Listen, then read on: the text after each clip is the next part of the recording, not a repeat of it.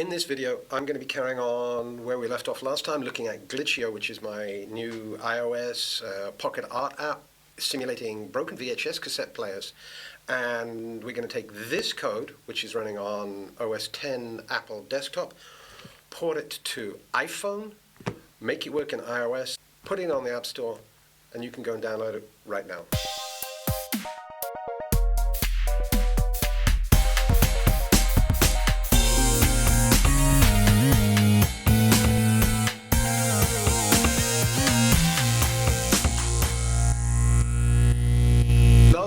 In the last video, we were working through broken VHS cassettes, talking about inspiration, of randomness and brokenness, and we built a load of code where we make lots and lots and lots of loops inside loops to make grids of blocks, and then we switch some of the blocks on and off, and then we make some of them slightly colored, and we randomize their width and their height, and we get this.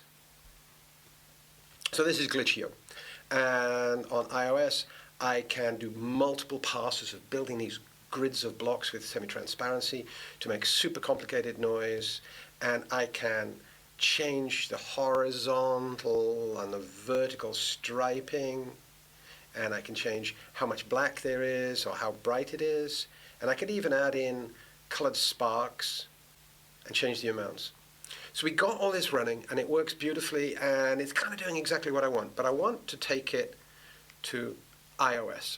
So we've been working in open frameworks for macOS. You can also take this code and port it to Linux or Windows. What I did is I went to openframeworks.cc, hit download, and I do really encourage you to donate. It's an amazing tool maintained by so many amazing people for free, great community, but of course there's costs associated with it, with running servers and lots of other things, just the incidentals, so please do donate now. You can download for OS 10, Linux, Windows, for mobile, for iOS, for Android, and for Linux ARM. So I use this on Raspberry Pi, and I did a video, which will probably be down here or up there, about how to get it downloaded and set up, which was in the Open Framework Super Basic series. I came and I downloaded for iOS. Now, there's been a whole bunch of recent improvements in the iOS version, so if you want, and you're feeling a little daring, you can come down to the bottom and download the nightly builds, which may have some bugs, but they also may have some bugs that have been fixed from the main release. If you want something that's more stable and more reliable, you can take one of the main releases up here, which is what I did. So I downloaded for Xcode, and there's a really nice, simple setup guide.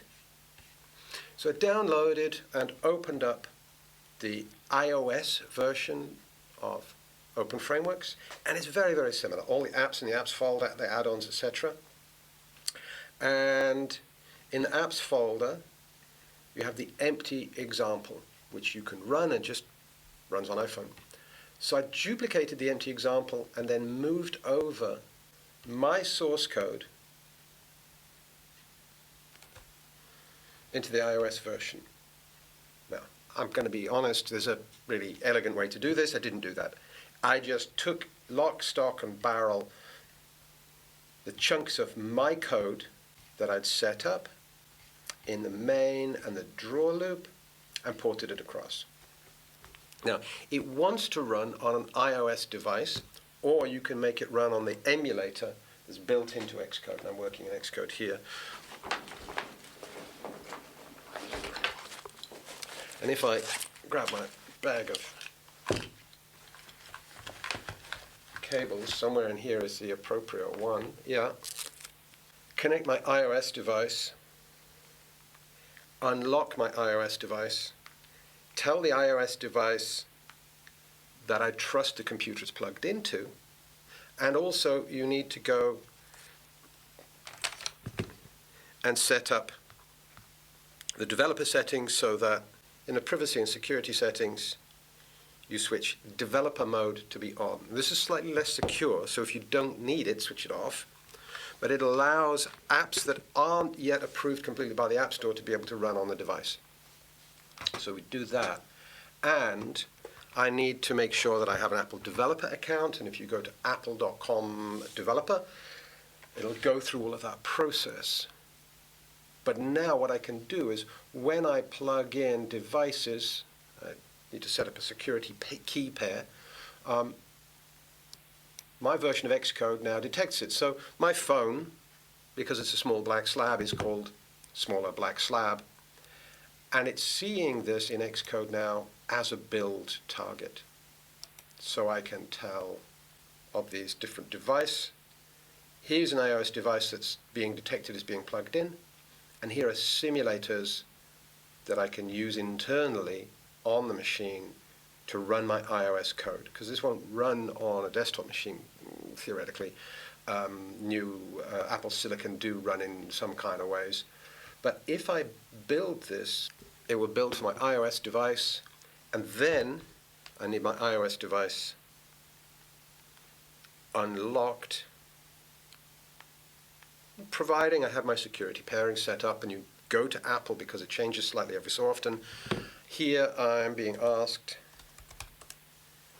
to confirm that I'm allowed to talk to this device, and if I look at my iOS device, I'll see it actually push a new app onto the desktop of the device. And here it is.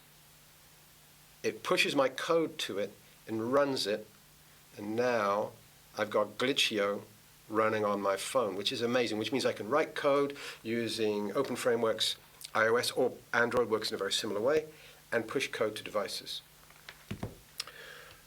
One of the things that my previous app did is it had all these sliders and debugs, which are great, but I went through and I got rid of most of that to switch off the on-screen sliders because they don't work anymore. And one of the things that I can do, if I look into the header file, is instead of in Open Frameworks for desktop machines, I would have key down, key press, and so on. There's no equivalent keyboard on a mobile phone, but we get the equivalent functions or listener functions: touch down, touch up, moved, double tap, cancelled, device orientation changed, and a couple of others.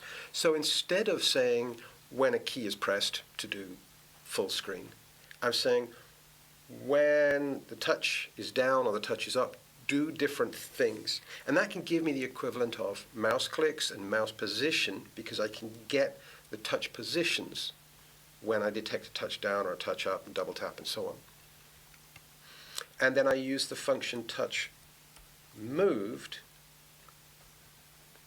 to, instead of previously using the sliders for the horizontal stripe range and the horizontal stripe stepping, which makes our blocks bigger or smaller, I've said, if the screen's being touched and it's moving about, get me the X position of where you're being touched on the screen.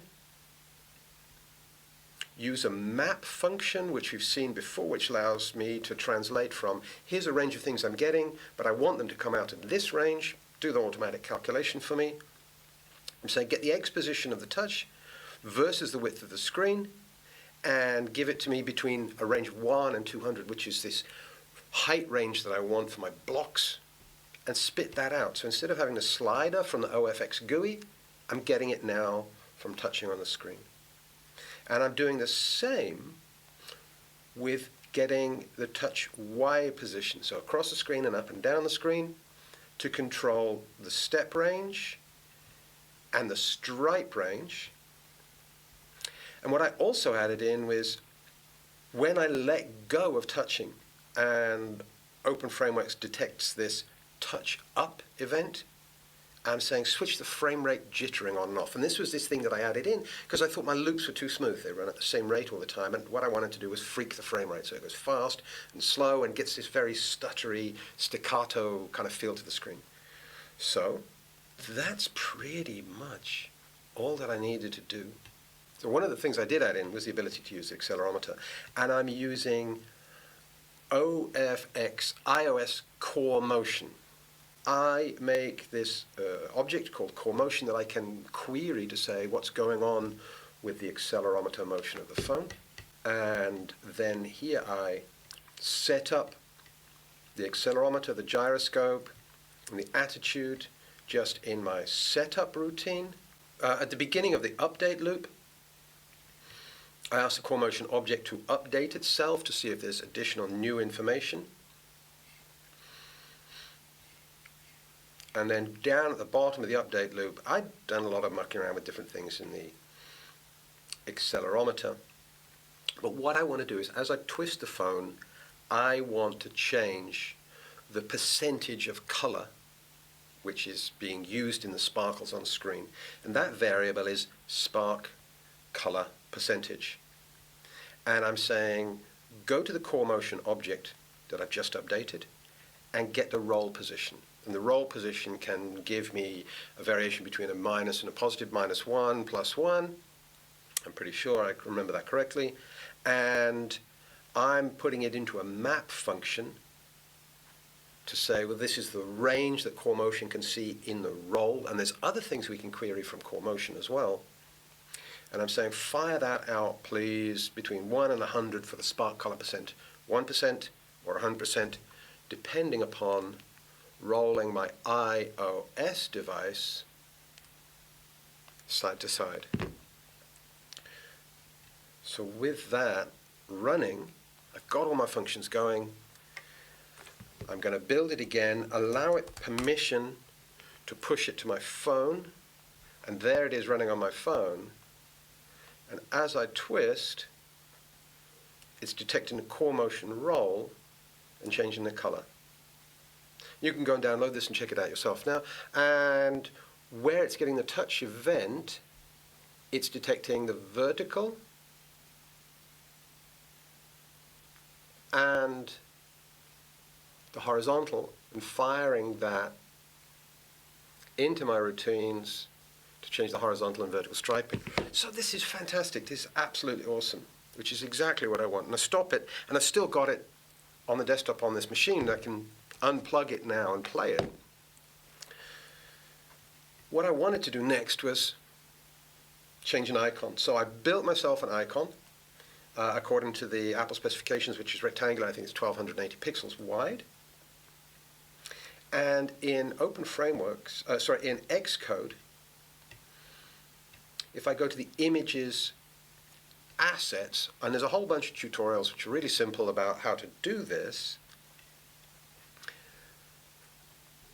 I have a media assets, images assets placeholder in Xcode, and there I can put my artwork.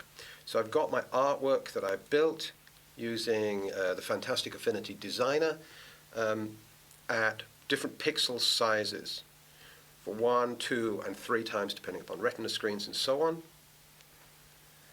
And I also made an app icon, which if you want to release in the iOS store, every application needs to have an icon, and it's super simple. I used an online service, a website listed down below, but there are many, many others, or you can make them manually using Potato Shop or whatever else you like, just to say, here's my icon at this particular size, from 20 by 20 pixels all the way up to, I think, 256. So you can see there's a number of different icons, and this is the one, this is the largest one at 1024 pixels by 1024 pixels, 83.5, and so on, a bunch of different sizes to cover lots of different devices. And when that's all ready, in my iOS developer account, what I can do is I can go to Product and say, build an archive, and it takes all of my code and the icons and all the other elements and turns it into an icon that I can upload. And then I upload it from here, or I can do it automatically via Xcode, and it gets uploaded to my Apple developer account. So I can log into my Apple developer account, and I can get access to a whole bunch of different things, including the apps that I might have uploaded, details about certificates here. If I need to pair devices with my Apple account for Xcode for distribution, here is where I would make my certificates and download them, and Xcode goes, I'm happy that I can talk to these different things. There's keys and services and lots of other information. And if I go to apps, it takes me to the App Store Connect element. And here you can see glitchIO that I've built. If I've uploaded an archive here, I can see a new application, and I have options to do a bunch of different things. I need to fill in some basic information, first of all, about the product, because at the moment it's just in my account, and to get it released and be able to share it, I need to get it approved to make sure there's nothing hooky, there's nothing weird about it, and there's some basic information that needs to go into the App Store. So preview images that I've generated and uploaded, some promotional text, a description, some keywords, the version, copyright information, privacy statements, all of these kind of basic things that you'd expect an application to have or to be able to find out when it goes to the App Store, alongside detailed information about who this is made for, and also if your application is using specific things such as retaining data or asking for access to the camera, you need to show what that data is being used for. And then you can ask for a pretest to say, is everything okay? Am I missing something? And it might be that you come back and you go, oh, in this the application says it's asking for use of the camera, but I haven't put in a privacy statement for that. So when I'm in the App Store preparation here, one of the things I can do, which I've used, is to use test flight. And test flight is a way of asking people to test your application without distributing through the Apple Store. So people download a copy of test flight from Apple developer for their iOS devices.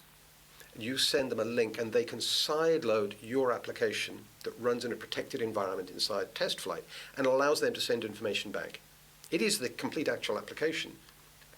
And from within the test flight services in App Store Connect, you can say, oh, I want to add some testers, and they get sent, when you put their emails in, they get sent information with a link to say, here is a current build of this application we'd like you to test. And test flight downloads that, and it runs inside the machine, and you can ask people to say, hey, will you check the frame rate on this, or look at some other things, or try these elements out. And test flight will allow you to bring data back about how well your apps are running, crashes, and so on. When you're ready, in the App Store, you click the button marked Review. You cross your fingers, and hopefully your application comes back some days later. I sent the application in. Within 24 hours, I had a message coming back saying, your application's gone into review, and then 24 or 48 hours after that, I either had a report saying, actually, you need to go and check this and fix this, or finally, yeah, no problem at all, ready to go. So then everything is ready, and it's up to me to say, yes, please release this into the App Store. So the App Store listing will go according to the version information that you've put in with the screenshots, the text, and so on, and then it's ready to go.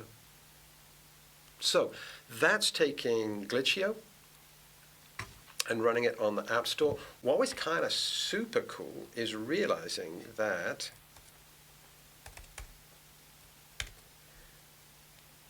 because I'm running on a Mac M1 Silicon here, it would run me glitchIO on the Apple desktop. Super quick. Just wrapping up to the previous video. If you haven't watched it, the link should be above or below or whatever. As ever, please hit subscribe, leave me some comments. I love doing this, but I love hearing what you're doing. If you are interested, go and download glitchIO now. I'd love it if you could leave me a review or something. Hit the subscribe button. There'll be loads more videos going on, and I'm just exploring doing more art stuff, making more things. And I will see you next time on Art and Code. Thanks very much.